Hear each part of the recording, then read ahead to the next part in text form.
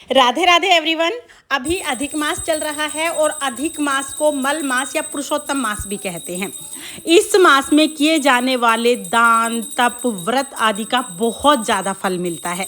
तो आज की वीडियो में हम जानेंगे कि अधिक मास की पूर्णिमा के दिन हमें पूजा कैसे करनी है, व्रत कैसे करना है और अधिक मास की पूर्णिमा को हमें क्या क्या चीज़ें दान करनी चाहिए, क्योंकि इस महीने में दान का बहुत ज़्यादा महत्व है। तो इस वर्ष जेठ अधिक मास की पूर्णिमा का व्रत 30 मई दिन शनिवार को किया जाएगा। व्रत कैसे करना है तो देखिए, 30 मई के दिन सुबह सुबह जल्दी उठें, स्नान आदि करें। उसके बाद अगर आपने अधिक मास का कोई नियम लिया है, जैसे अगर आपने तुलसी सींचने का या मंदिर में जल चढ़ाने का या शिवलिंग को सींचने का जो भी नियम लिया है, पहले उस नियम का पालन करें। उसके बाद फिर हमें पूर्णिमा की पूजा करनी है। आप पूर्णिमा की पूजा सुबह भी कर सकते हैं या शाम को भी कर सकते हैं।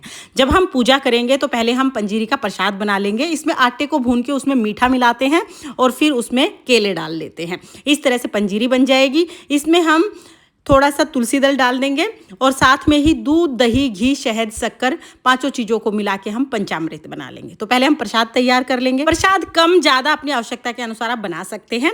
उसके बाद हमें दान देना होता है। देखिए, मल मास में दान का बहुत ज़्यादा महत्व है। तो आप कम से कम एक इंसान के एक दिन के भोजन जितना दान इस दिन जरूर दीजिएगा। यहाँ पर मैंने आटा, चावल, दाल, नमक, मिर्च, हल्दी, जीरा ये चीज़ें ली हैं। साथ में ही सब्जी के लिए मैं आलू ले लूँगी और मीठे में मैंने यहाँ पर गुड़ ले लिया है। तो जो हमारी मुख्य चीज़ें होती हैं खाने की, वो चीज़ें हमें ज़रूर दान करनी चाहिए। इनकी संख्या कम ज़्यादा, थोड़े या ज़्यादा आप अपनी इच्छा के अनुसार ले सकते हैं, पर इस दिन आप दान जरूर कीजिएगा। तो दान का सामान हमने निकाल के रख लिया है। इसके बाद हम एक चौकी लगाएंगे। चौकी पर पीले रंग का वस्त्र बिछा के फूलों का आसन देंगे और श्री हरि विष्णु भगवान को विराजमान करेंगे।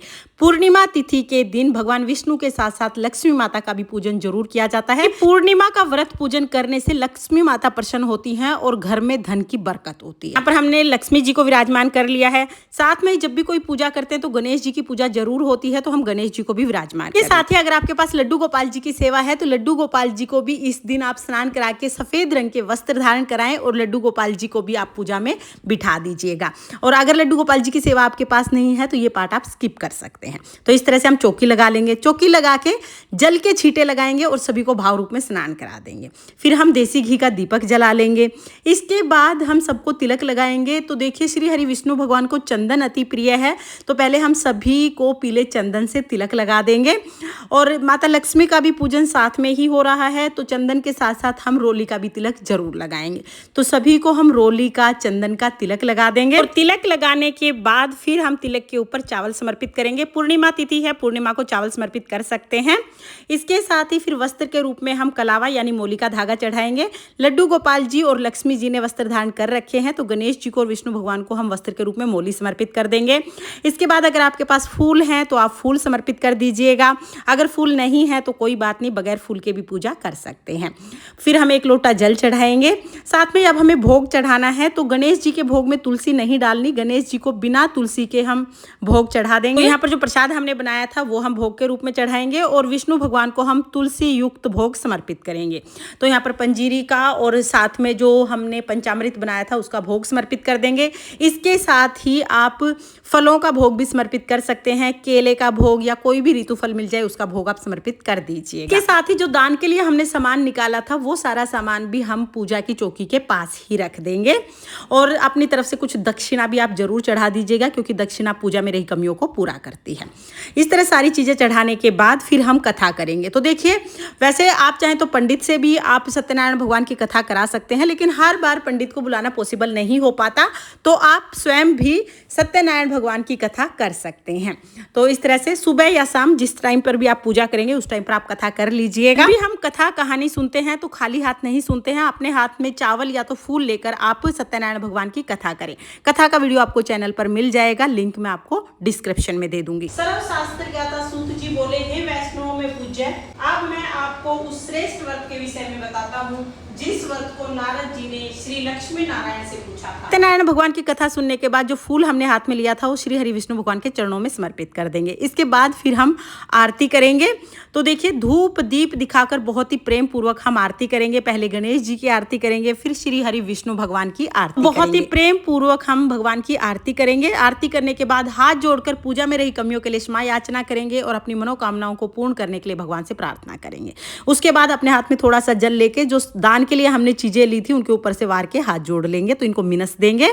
और फिर पूजा होने के बाद जो जल का लोटा है सूर्य देवता को अर्घ दे देंगे। जो भी प्रसाद हमने चढ़ाया है वो घर में सभी सदस्यों को प्रसाद के रूप में बांट देंगे, तो ये आप सभी में बांट दीजिएगा। जिसने व्रत किया है वो अपने लिए रख ले, रात को चंद्रमा को अर्घ देने के बाद ये प्रसाद उन्हें ग्रहण करना है। तो व्रती है वो रात को ये प्रसाद ग्रहण करेगा, बाकी सभी में आप ये अभी बांट दीजिएगा। और पूजा होने के बाद जो हमने दान का सामान निकाला था वो सारा सामान हम दान कर देते हैं। तो कथा करने के बाद आप ये सामान दान कर दीजिएगा। आप किसी पंडित को दान दे सकते हैं, या आप चाहें तो किसी भी गरीब को जिसको इसकी ज़रूरत है उस गरीब को भी आप ये दान दे सकते हैं।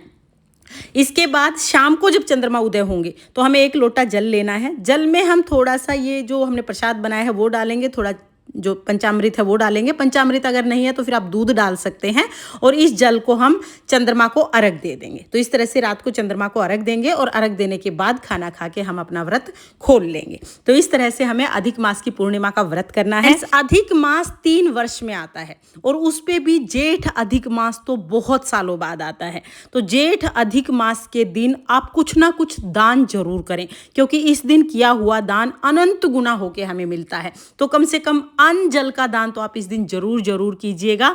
जितना हो सके उतना दान कीजिए, कम ज़्यादा इसका कोई महत्व नहीं है। दान का महत्व होता है जितनी आपकी श्रद्धा है, जितना सामर्थ्य है, उस हिसाब से आप इस दिन दान जरूर करें। फिर ज़्यादा कुछ ना हो पाए तो आप सिर्फ आटा दान कर दीजिए, चावल दान कर दीजिए, दान जरूर कीजिएगा।